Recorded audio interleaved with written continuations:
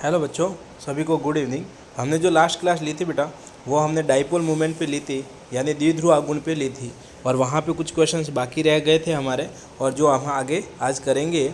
और 4 पेज का है ये, अब ज़्यादा कोई लेक्चर बड़ा होने वाला नहीं है। आराम से देखिए और आराम से समझिए। अब जो भी मैं आपको वीडियो देता रहता हूँ ना, वो प्रॉपरली और पूरा देखते रहिए, क्योंकि हर क्वेश्चंस को हम है ना बहुत ही डिटेल के अंदर समझाते हुए लिख रहे हैं। और एक बार नहीं, दो बार, तीन बार वीडियो को देखना पड़ेगा आपको, कहाँ पे क्यों और कैसे है। अगर आपको कोई चीज़ समझ में नहीं आ पा रही है तो उसके लिए आप कमेंट ज़रूर करिए। कमेंट करोगे तो पता चलेगा कि क्या चीज़ चल रही है और नहीं। ठीक है ना। तो अभी हमने उससे पहले द्विध्रुव आघूर्ण के अंदर हमने 33 तक क्वेश्चंस किए थे। अगर कोई क्वेश्चन छूट गया हो तो आप कमेंट कर दीजिएगा। आज शुरू करते हैं 34 नंबर से।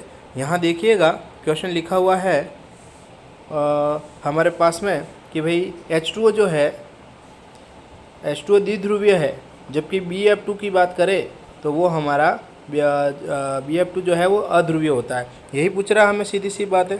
तो आप देखिए क्या कहना चाहता है ये कह रहा है कि H2O तो द्विध्रुवीय है। आप देख पा रहे होंगे H2O को यहाँ पे, और H2O में आप जो H2O देख पा रहे हो, जिसमें एक ऑक्सीजन है, एक हाइड्रोजन है और इधर भी एक हाइड्रोजन है, और 2 डॉट इसमें और 2 लोन पेयर होते हैं। आपको पता है ये 2 LP होते हैं, है ना। तो होगा क्या कि ऑक्सीजन हाइड्रोजन से अपने इलेक्ट्रॉनों को अपनी तरफ खींचेगा और ये भी खींचेगा, तो डाइपोल मोमेंट जो है वो उत्पन्न हो जाएगा और दोनों लोन पेयर ऊपर की तरफ इसको अट्रैक्ट करेंगे। तो कहीं ना कहीं ये शिफ्टेड हो रहा है, इसलिए ये आपका क्या हो जाएगा, द्विध्रुवीय होने वाला ही है। हाइड्रोजन पे पार्शियली पॉजिटिव आएगा और ओ पे आएगा नेगेटिव। वापस हाइड्रोजन पे पार्शियली नेगेटिव आएगा और O पे आ जाएगा एक नेगेटिव। समझ में आ गई बात। वही दूसरी बात करें BF2 की, तो ये कह रहा है BF2 को देखो डायग्रामेटिक में देख लीजिए। BF2 है ना, BeF2। तो BeF2 के अंदर आप देख पा रहे होंगे कि B के दोनों तरफ FF जुड़े हुए हैं, और दोनों F जो है वो समान शक्ति के होते हैं, समान ताकत के होते हैं, समान विद्युत ऋणता के होते हैं। तो जो B से F इस लेफ्ट साइड और राइट साइड में इलेक्ट्रॉन अगर ट्रांसफ़र करेगा या खींचेगा तो समान दूरी पे खींचेगा, इसलिए इनका म्यू क्या हो जाएगा, 0। तो हमें इस 4 ऑप्शन में से कौन सा सही है वो देख लेते हैं। ये कह रहा है F की विद्युत ऋणता O से अधिक है। ऐसा तो कोई कारण नहीं समझ में आ रहा है हमें। देखो मेन आंसर ये रहेगा कि बेरियम की दोनों तरफ रेखीय संरचना होने के कारण, एक्चुअली ये आंसर होगा, रेखीय संरचना होने के कारण BeF2 में एक F राइट साइड खींचेगा, एक लेफ्ट की तरफ से, और एक दूसरे के जो प्रभाव को ये निरस्त कर देंगे। तो यहाँ पे अगर ऐसा कुछ है तो देख लीजिए। देखो लिखा हुआ है H2O रेखिक है ना जी, H2O तो कोणीय संरचना बना रहा, देख पा रहे हो मैं। और H2O कोणीय है और BF2 रेखिक है। D आंसर रहेगा इसका, क्योंकि देखो कोणीय की वजह से, ये कोणीय होने की वजह से यहाँ पे ध्रुवीय होगा, और रेखीय की वजह से ये BeF2 जो है वो हमारा रेखीय होने की वजह से अध्रुवीय हो जाएगा। नेक्स्ट पे चलते हैं हमारे पास में। ठीक है, तो बात करते हैं आगे। हाँ जी, नेक्स्ट टॉपिक पे चलते हैं। लीजिए, ये थोड़ा बहुत इंपॉर्टेंट टॉपिक है, इसको थोड़ा समझिएगा। इस तरह का क्वेश्चन आता रहता है।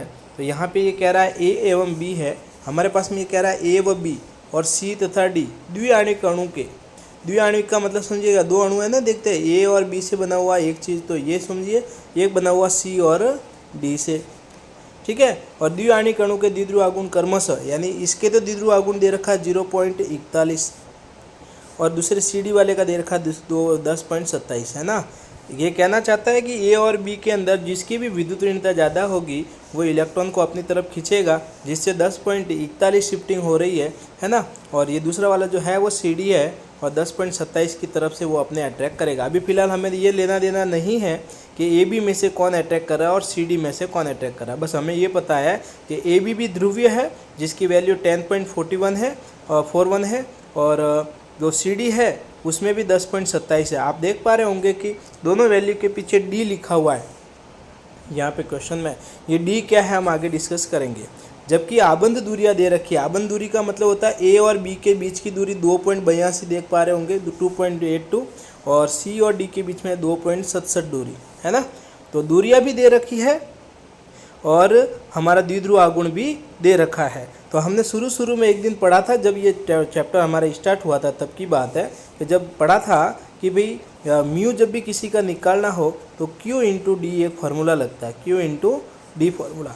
Q होता है आवेश, D होता है आपका इसका दोनों के केंद्र, जो 2 परमाणु होते हैं उनके बीच की दूरी, और म्यू होता है द्विध्रुव आघूर्ण, है ना। तो अब बात करते हैं आगे। इस क्वेश्चन को देख पा रहे होंगे आप कि ए बी की तरफ लिखा हुआ है, जैसे म्यू दे रखा है और आर दे रखा है। देखो ये सामने दिख रहा है, ए बी की वैल्यू दे रखी है, सी डी की भी दे रखी है।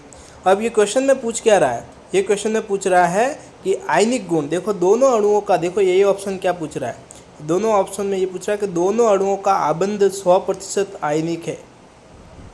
एक में बात बता रहा हूँ जो सुनना, 11 चैप्टर के अंदर फैजांस रूल्स के जस्ट बाद में हमारा ये द्विध्रुव आगुण चलता है साथ साथ में।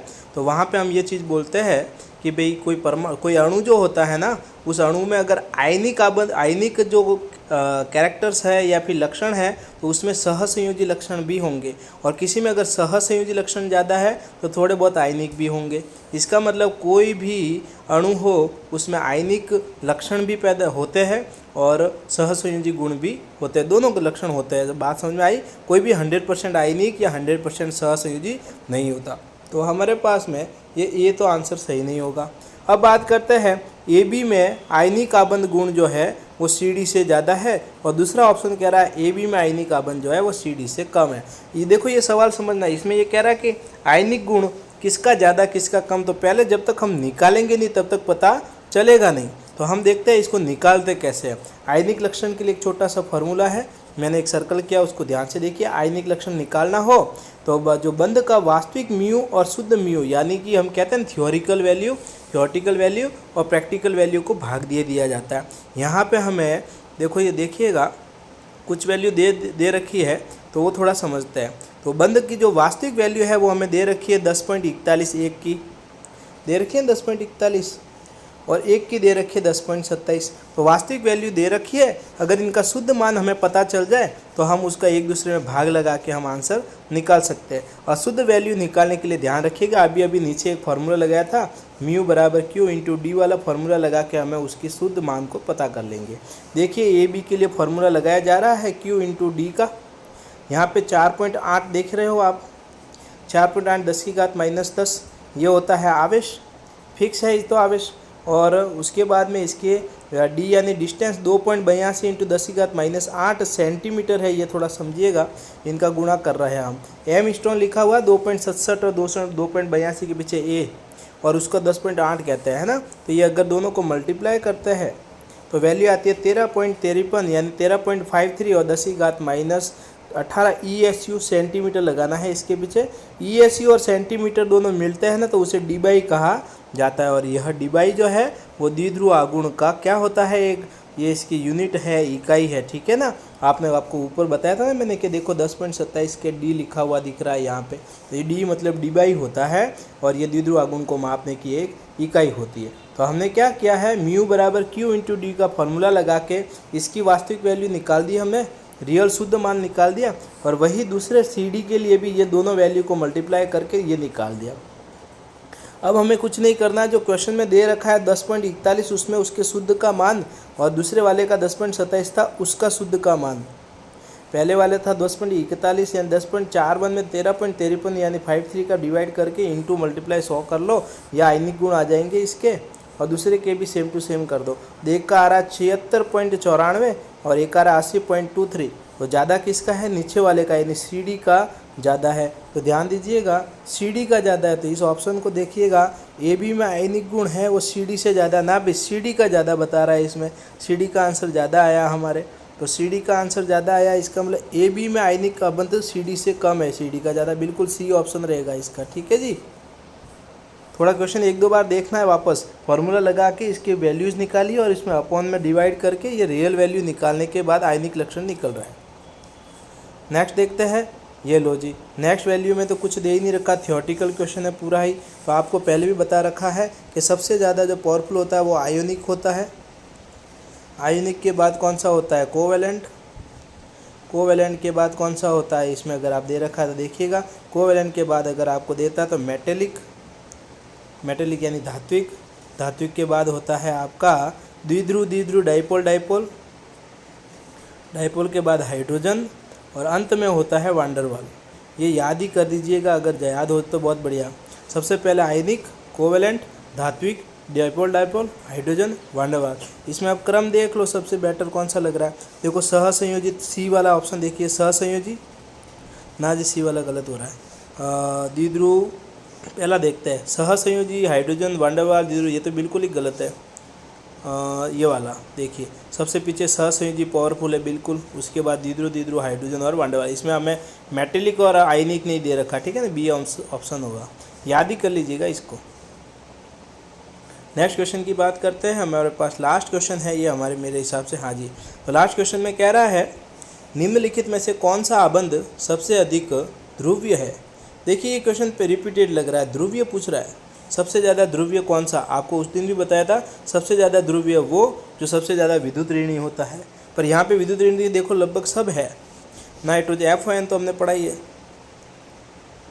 अगर FON की बात है और सब जगह FON वाले दिख रहे हो तो आपको कुछ नहीं करना है, दोनों की विद्युत ऋणताओं में अंतर निकाल लो, और दोनों की विद्युत ऋणताओं में अंतर जितना ज़्यादा होगा वो उतना ज़्यादा ध्रुवीय होगा। जैसे N और Cl की देखिएगा, राइट साइड में थोड़ा देखिए, एक वैल्यू है, मैंने एक दिन शॉर्ट वीडियो डाली थी विद्युत ऋणता के लिए, और आपको याद हो तो विद्युत ऋणता के लिए शॉर्ट वीडियो एक बार ज़रूर देख लीजिएगा, पूरी की पूरी सभी के लिए विद्युत वहाँ पर हमारा लिखा हुआ है, वो याद करनी ज़रूरी है। नाइट्रोजन की जो है वो विद्युत ऋणता 3 होती है और क्लोरीन की भी 3 होती है, तो 3 में से 3 गया, क्या रह गया, 0।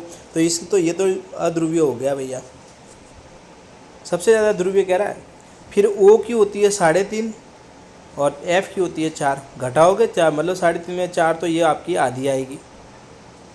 N और F की बात करें, नाइट्रोजन की 3 है, ऊपर ही बता दिया, और फ्लोरीन की 4, इसका आंसर आ रहा है 1, और N तो दोनों सेम है इसलिए 0 ही आएगी। तो सबसे ज़्यादा इसकी आ रही है NF की, NF ये आपका आंसर होगा, सबसे ज़्यादा ध्रुवीय NF होता है। समझिए NF का मतलब ये है कि भाई फ्लोरीन सबसे ज़्यादा विद्युत ऋणी है, तो इसकी तो 4 है और नाइट्रोजन की 3 है, तो सबसे ज़्यादा पावरफुल F की है और वो खींच लेगा सबसे ज़्यादा, ठीक है ना। ये था हमारा वीडियो डाइपोल मोमेंट पे, और हमारा डाइपोल मोमेंट का जो पूरा टॉपिक है, अब कई सवाल मैंने पहले भी वीडियो दे दिया, अभी भी दे दिया है, तो पूरा डाइपोल मोमेंट अच्छे से पढ़िएगा। अगर डाइपोल मोमेंट पे अगर थियोरेटिकल क्वेश्चन आप चाहते हो तो कमेंट जरूर करिएगा, आपको मिल जाएगा।